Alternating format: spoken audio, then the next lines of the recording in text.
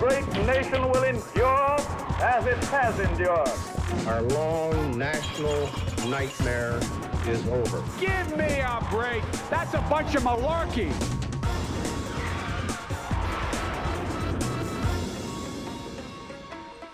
Hello, welcome to a special edition of Planet America. I'm John Barron. I'm Chad Ciadello. We're back for 2021, just in time to see America's 45th President Donald Trump go that way, and the 46th Joe Biden come on in. It's been an anything but normal transition, and our guest tonight is also anything but normal. Former National Security Advisor John Bolton. Let's get into it.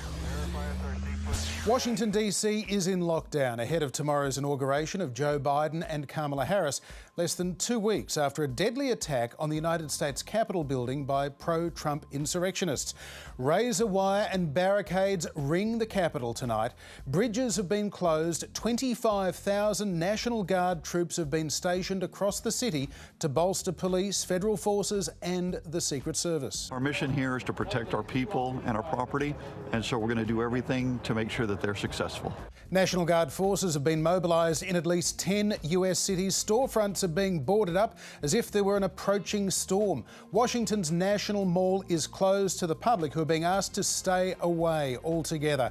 National Guard members are being vetted for right-wing militia ties, and at least a dozen have already been stood down. It is a city on a war footing, and here is part of the reason why. A Virginia man arrested at a D.C. checkpoint with an unauthorized inauguration credential. Police say he had a loaded handgun and 500 rounds of ammunition. Some of the measures were already being planned as a precaution against the spread of the coronavirus. Around 191,000 American flags have been placed in the mall, along with 56 pillars of light. The unironic theme of the inauguration is America United. So, how's that working out? The breaking news just into CNN. President Trump has tweeted that he will not attend Joe Biden's inauguration on January 20th. Tomorrow will be the first time the incumbent president has missed his successor's swearing in more than 150 years without having the excuse of being dead or having recently resigned. The outgoing administration will be represented by Vice President Mike Pence. Joe Biden says he's pretty happy with Trump's no-show. One of the few things he and I have ever agreed on. It's a good thing I'm not showing up. President Trump is expected to depart the White House aboard the Marine One helicopter at around 8 a.m. local time, also skipping the customary morning tea with the incoming President and First Lady. A ceremonial farewell is being planned for Mr. Trump at the Andrews Air Force Base, where he will take his final flight as President aboard Air Force One to his golf resort at Palm Beach in Florida. Mike Pence will not attend Trump's farewell. All living former presidents and first ladies, except 96-year-old Jimmy Carter and 93-year-old Rosalind Carter, are expected to attend Biden's inauguration and will travel with the new president and VP to Arlington National Cemetery, where they'll lay a wreath at the tomb of the unknown soldier. The inaugural balls across Washington have also been cancelled because of COVID. You'll see it all live right here on ABC News. But now, Chaz, to the very latest on the January 6th attacks on the US Capitol building that left 5 people dead, including a Capitol police officer. Court filings have revealed a high level of pre-planning and the potential for hostage-taking and even greater carnage. Congress was in joint session to recognise Joe Biden and Kamala Harris's Electoral College victory. Let's go. Let's just start. Okay. Presiding over what is usually a pro-forma rubber stamp, Vice President Pence, who had come under intense pressure from the president to reject the election result. At the other end of Pennsylvania Avenue, a Save America rally was getting fired up by the president's lawyer, who, after having failed to get any judge to take his legal challenges to the election seriously, suggested a new strategy. Let's have trial by combat. President Trump had been promoting that protest for literally weeks, writing on Twitter before he was banned, "Be there, we'll be wild." The president took the stage just before noon and spoke for well over an hour, repeating baseless claims the election had been stolen from him. But I said, something's wrong here, something's really wrong, can't have happened, and we fight. We fight like hell. And if you don't fight like hell, you're not going to have a country anymore. And then he called his followers into action. We're going to walk down Pennsylvania Avenue. I love Pennsylvania Avenue. And we're going to the Capitol, And we're going to try and give, the Democrats are hopeless. They're never voting for anything. Not even one vote. But we're going to try and give our Republicans, the weak ones, because the strong ones don't need any of our help. We're going to try and give them the kind of pride and boldness that they need to take back our country. And within the hour, thousands of Trump supporters headed up to Capitol Hill, where they pushed down barricades, forced their way past police, who in some cases waved them through. Minutes later, hundreds had smashed their way inside the building, erecting gallows, chanting "Hang Pence," some carrying hand ties, others pepper spray, knives, pipes, flagpoles and a stun gun. Meanwhile, 2 pipe bombs were found planted at the DC headquarters of both the Republican and Democratic parties, a possible decoy. Members of Congress sheltered under their desks, pushing furniture against doors, putting on gas masks, many evacuated to safer locations as security personnel focused on saving lives rather than defending the building. The whole thing veered from the scary to the surreal, including this exchange on the floor of the Senate itself, involving the self-appointed QAnon shaman, Jacob Chansley. Look at this guy, he's got covered in blood. God bless you. Yes. You good, sir? Do you need medical attention? I'm good, thank you. All right. I got shot in the face. Meanwhile, just outside the House chamber, rioter Ashley Babbitt, an Air Force veteran, was shot in the neck by plainclothes police as she tried to climb through a window. She later died, as did Officer Brian Sicknick, who was bludgeoned to death by Trump supporters wielding a fire extinguisher. 3 of the protesters collapsed and died from medical conditions. Amid the chaos, urgent calls for reinforcements were being sent out, while back at the White House, President Trump was reportedly watching it all on live TV and tweeting, "Mike Pence didn't have the courage to do what should have been done to protect our country and our Constitution." It was Pence himself who then authorised deployment of the National Guard going over the president's head. 2 hours later, as the rampage continued, President Trump tweeted out a video expressing his sympathy for the rioters, sharing their grievances before finally asking them to leave the Capitol. I know your pain. I know you're hurt. We had an election that was stolen from us. It was a landslide election, and everyone knows it, especially the other side. But you have to go home now. We have to have peace. It took authorities another 3.5 hours to end the insurrection and declare the Capitol safe. It was only then that Biden's victory was formalised. The votes for President of the United States are as follows. Joseph R. Biden, Jr. of the state of Delaware has received 306 votes. Donald J. Trump of the state of Florida has received 232 votes. And even then, after all of that, half of the Republican House members raised baseless objections. They voted against it, just hours after fleeing from the pro-Trump mob. Police searched the vehicles of those that they arrested. They found an arsenal of guns, ammunition, ropes, even a crossbow, evidence that things could have actually been even worse. Yeah, they could have gotten worse, but then again, they weren't flash even as they were. At least 60 police were injured. 162 people have been charged so far, and the potential charges are numerous. We're looking at everything from simple trespass to theft of mail, to theft of digital devices inside the Capitol, to assault on local officers, federal officers both outside and inside the Capitol, to the theft of potential national security information or national defense information, to felony murder, and even civil rights excessive force investigations. Right now, people are just trying to wrap their heads around how exactly this happened. There are 4 different House committees conducting investigations into the failures of intelligence and security planning. Those 4 House committees there. And they'll be presumably looking into why some police officers were in full hand-to-hand combat with rioters while other police officers stood around doing absolutely nothing but occasionally posing for selfies with rioters. They'll also want to know why the Capitol Police were so severely underprepared when 3 days before the riot, their intelligence division produced a report warning that Congress could be the target of angry Trump supporters. And it wasn't just the spooks who knew. I had Australian FM radio stations calling me up for interviews about the possible threat riot before January 6th, so it wasn't exactly top secret. The even bigger question, though, is who to blame? Trump's certainly a hot favourite. Mitch McConnell pointed the finger today. The mob was fed lies. They were provoked by the president and other powerful people. And even Trump's ex-best bud, Bill Barr, said that Trump incited the march and that was, quote, a betrayal of his office. Barr also said that orchestrating a mob to pressure Congress is inexcusable. Although not everyone agrees it was Trump's fault. While 57% of Americans say Trump bears a great deal or good amount of responsibility for the Capitol attack, only 20% of Republicans say he does. Whereas a whopping 56% of Republicans say Trump bears no responsibility for the attacks on the Capitol. Now, that partisan result isn't a huge surprise, but the logic some Republicans have been using is that people had already headed over to the Capitol before Trump had even finished speaking, not to mention the whole thing was clearly organised long before Trump's rally happened. Some attendees even turned up in special commemorative January 6 MAGA Civil War t-shirts. But who else could you blame?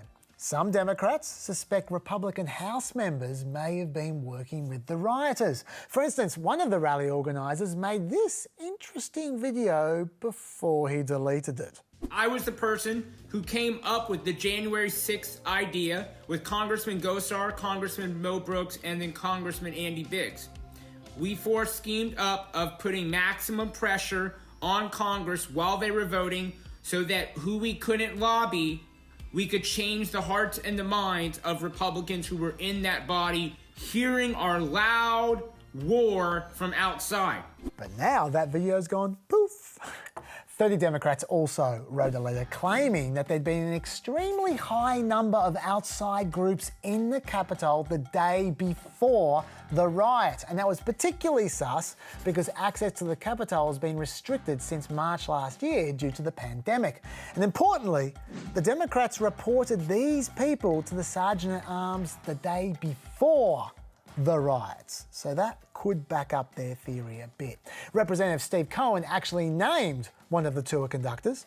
We saw Congressman Boebert taking a group of people for a tour sometime after the 3rd and before the 6th. Sometime after the 3rd, before the 6th. But Lauren Boebert completely denied the allegation. She wrote, I have never given a tour of the US Capitol to an outside group or insurrectionists. I should say, though, on the day of the riots, she also wrote, today is 1776.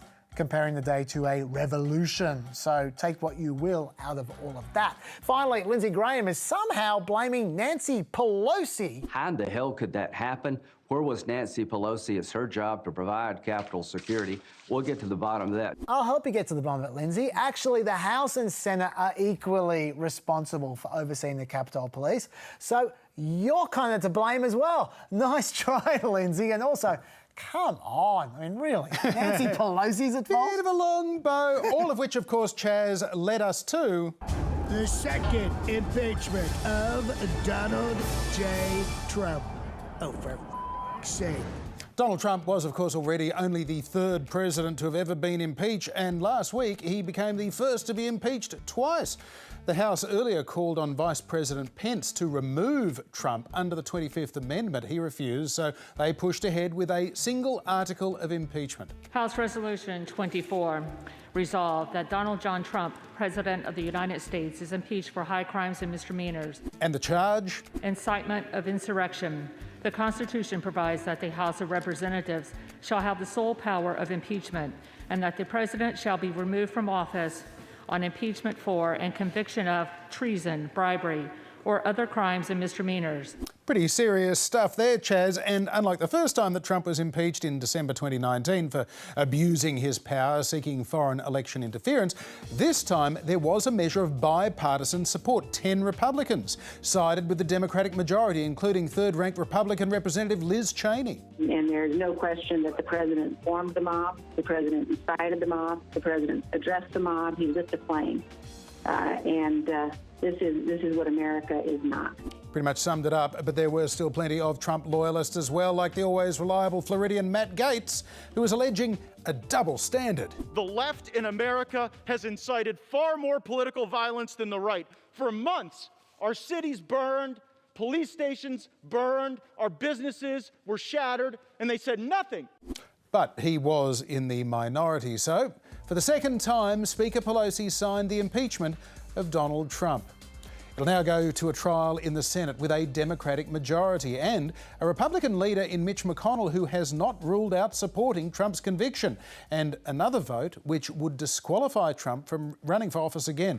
And that could prove quite attractive to Mitch McConnell, Chaz, and a bunch of other Republicans wanting to draw a line under the Trump era. Yeah, and that could explain why this was easily the most bipartisan impeachment in history. No Democrats voted for Andrew Johnson's impeachment in 1868, no Republicans voted for Trump's first impeachment, and only 5 Democrats voted for Clinton's impeachment in 1998. So 10 is a record, although that compares to the 138 Republicans who voted to invalidate Pennsylvania's Electoral College results on January 6th. Now, to be fair, the Republicans may have been under some pretty intense pressure with that vote. But the majority of them are actually paralyzed with fear. You know, I had a lot of conversations with my Republican colleagues last night, and a couple of them broke down in tears talking to me and saying that they are afraid for their lives if they vote for this impeachment. Now, you might think that's just Democrat hype, but this is what one of the Republicans who did vote to impeach said. I have colleagues who are now traveling with armed escorts out of the fear for their safety. Many of us are altering our routines, working to get body armor, which is a reimbursable purchase that we can make. It's sad that we have to get to that point, but you know, our expectation is that someone may try to kill us. Whoa.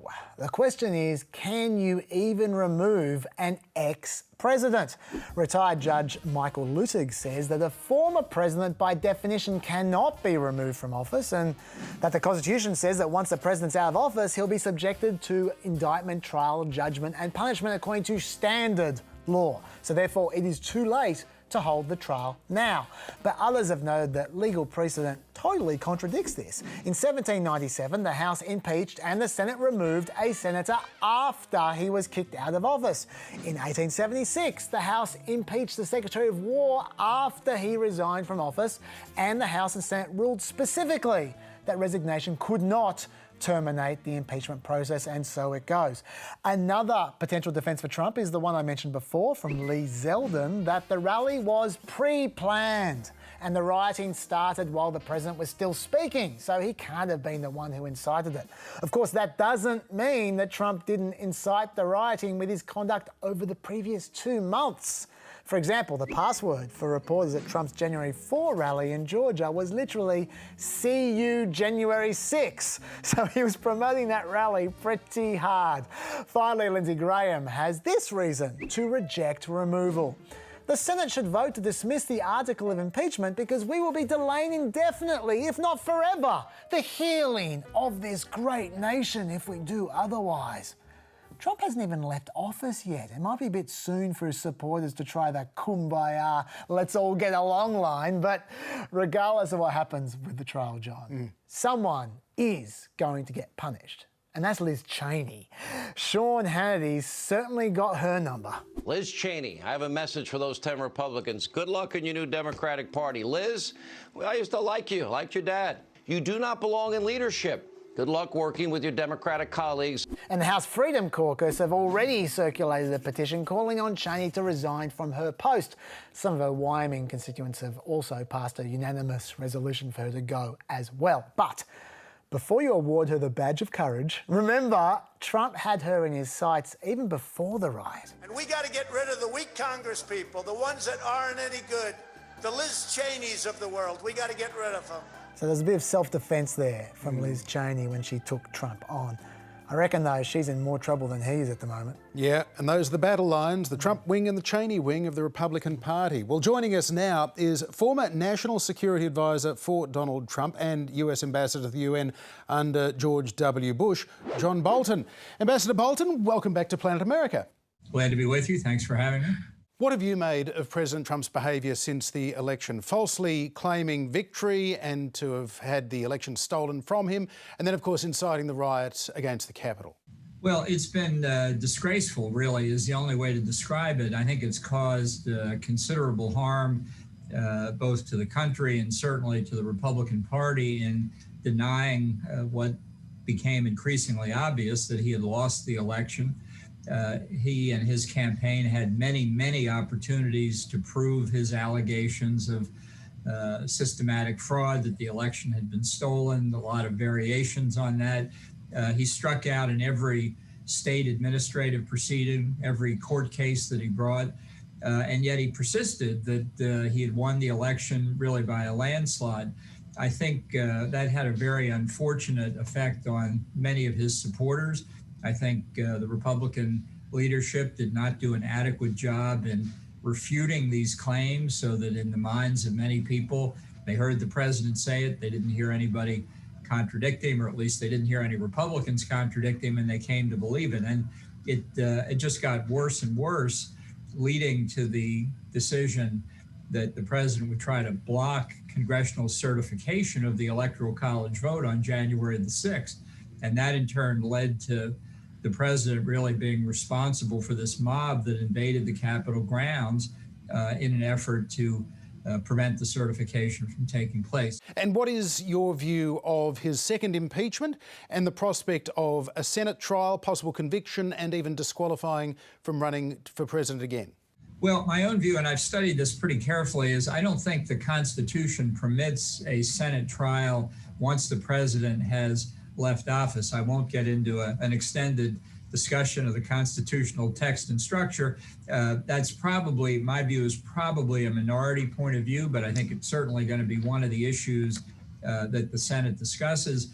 I think, as I say, I think the conduct on January the 6th was unacceptable, probably does amount to an impeachable offense, but I think we all have to ask the prudential question, is the country better off going through an impeachment and trial than not, and allowing Trump to be prosecuted possibly for criminal violations?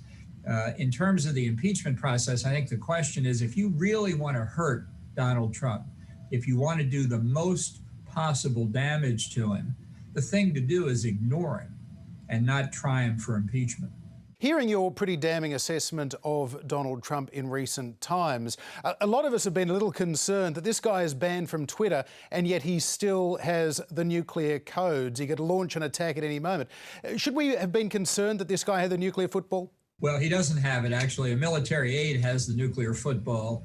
It's contrary to what some Hollywood producers think happens. It's not just a question of taking the card out of his pocket and dialing up the strategic command and saying launch. It's considerably more complicated than that. No, I never really felt there was that kind of danger.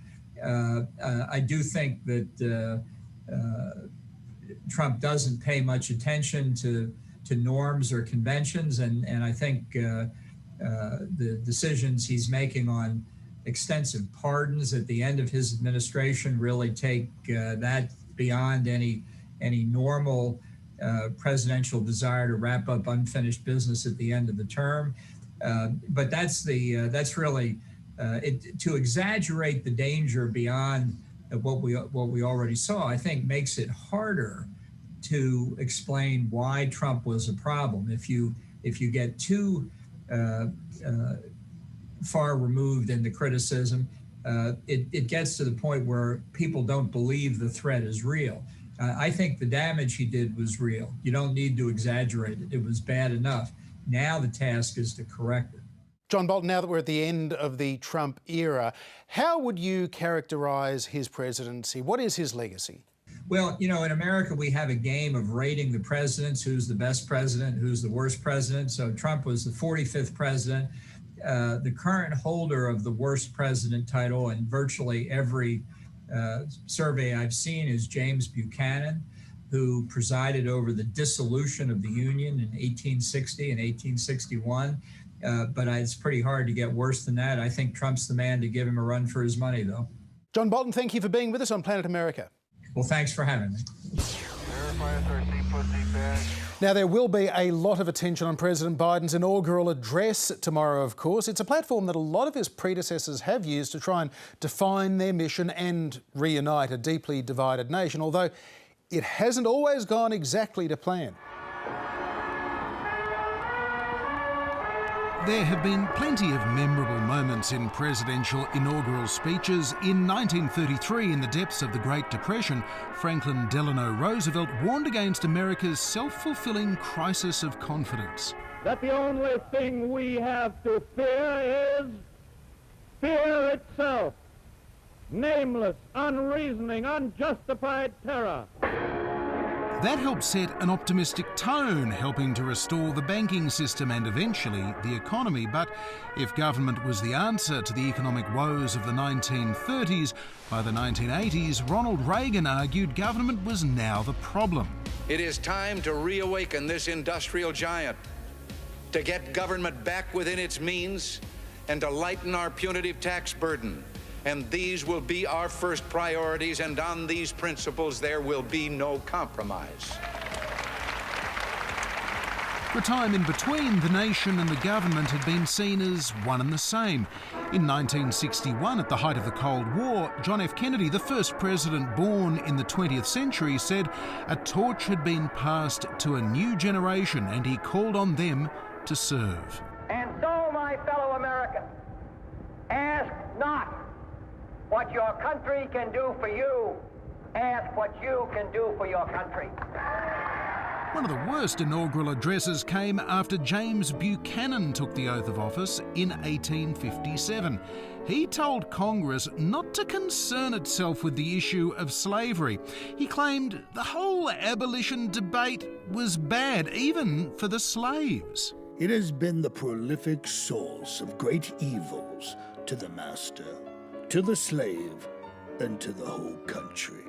4 years later, Abraham Lincoln's election helped trigger a civil war over slavery, although in his first inaugural address, he tried to keep the Union together. We are not enemies, but friends. We must not be enemies. Though passion may have strained, it must not break our bonds of affection. But broken they were. By 1865, 620,000 Americans lay dead. Union forces stood on the verge of victory over the Confederate slave states. Lincoln called for reconciliation with words that have now been etched into American history. With malice toward none, with charity for all, with firmness in the right, as God gives us to see the right, let us strive on to finish the work we are in, to bind up the nation's wounds. And 2 months later, the Civil War would end, but not before Lincoln himself was shot and killed. The prize for the most ill-fated inaugural address, though, probably goes to William Henry Harrison, America's 9th president, and at 68, its oldest to that date. He took the oath outside on a bitterly cold, wet day in March 1841. Called from a retirement which I had supposed was to continue for the residue of my life, I appear before you, fellow citizens, to take the oath. Harrison's 8,500-word speech was the longest in history. It took almost 2 bone-chilling and very boring hours.